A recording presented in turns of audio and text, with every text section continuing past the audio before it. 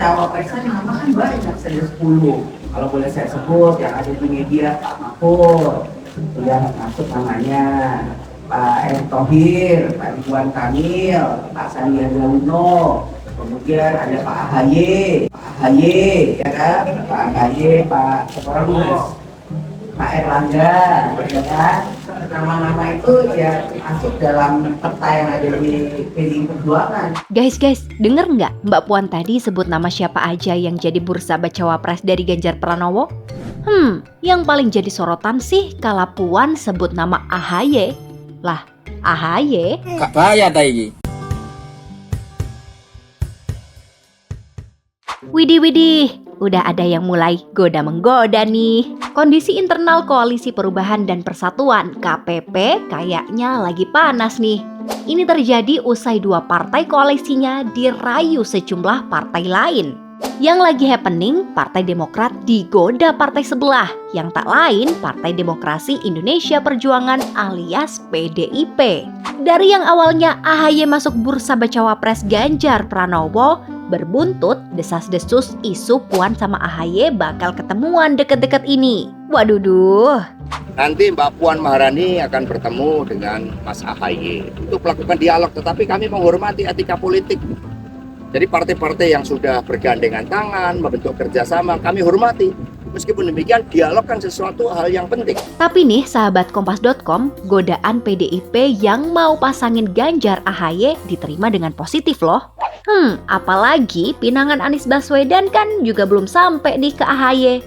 Bahkan, Partai Logo Mercy juga terbuka loh untuk melakukan kerjasama antar parpol. Ups, kerjasama yang mana tuh? Pembahasannya tentu seputar bagaimana bisa bekerja sama untuk membangun bangsa dan negara ini. Nah, kalau misalnya terkait dengan politik praktis atau bangunan koalisi atau kerjasama ataupun terkait dengan Pilpres 2024, nah kita lihat saja nanti ya. Pertemuannya saja belum terlaksana. Nanti kalau sudah terlaksana baru bisa kami sampaikan apa isi dari pertemuan itu. Bagi kami masih terlalu dini dan terlalu berspekulasi. Kalau kita berbicara mengenai nanti akan ada tawaran menjadi bacawa pres atau tawaran-tawaran lainnya. Nah, nanti saja kita tunggu pertemuannya setelah terlaksana seperti apa. Tentu saja saat ini kami masih konsisten dan komitmen dengan teman-teman di Koalisi Perubahan bersama teman-teman Nasdem dan PKS sesuai dengan piagam perubahan yang sudah kami sepakati bersama. Dengan Mas Anies Baswedan tentunya sebagai capres dari kami. Kalau dilihat-lihat, manuver Partai Banteng bisa jadi strategi mencairkan sekaligus mendidihkan perpolitikan plus 62 sih. Bertemunya Puan dan AHY bisa juga dianggap sebagai upaya membuka kembali simpul rekonsiliasi politik antara kedua presiden yang terkoyak selama ini.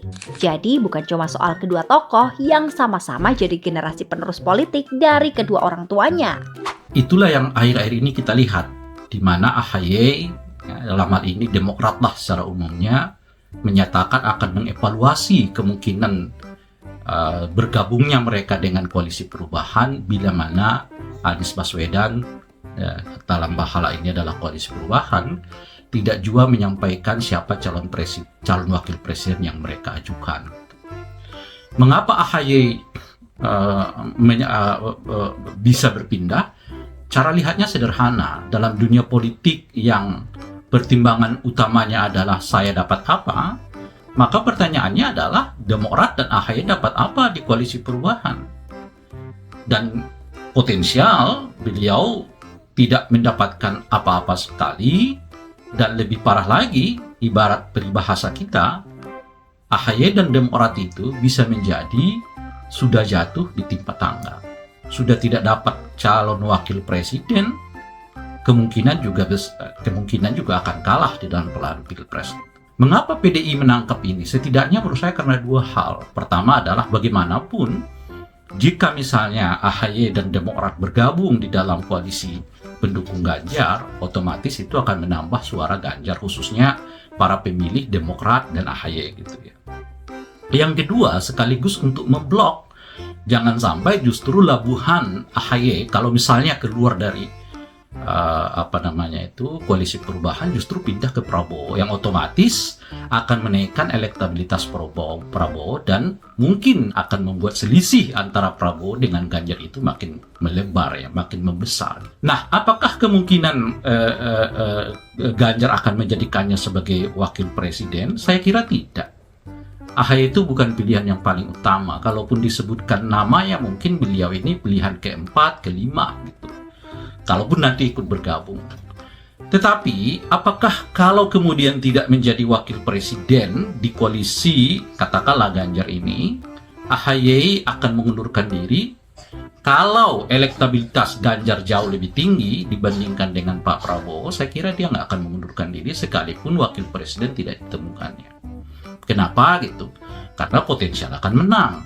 Kalau menang ya tentu akan ikut berkuasa 2024 sampai 2029 yang akan datang. Itu artinya partai bisa survive. Oleh karena itu mungkin Demokrat akan menegosiasikan kursi kabinet. Setidaknya mereka minta 2, syukur-syukur dapat 3. Tentu ditambah dengan jabatan ini itu macam-macam dan seterusnya, termasuk jabatan-jabatan di pilkada, koalisi-koalisi di pilkada. Agak susah ya menerka-nerka gimana gambaran politik Pilpres 2024. Ya, namanya juga politik, semuanya dinamis. Gak cuma soal pasangan real life doang yang membingungkan, tapi ternyata pasangan Pilpres juga. Jadi siapa nih di dunia ini yang gak bingung? Tenang.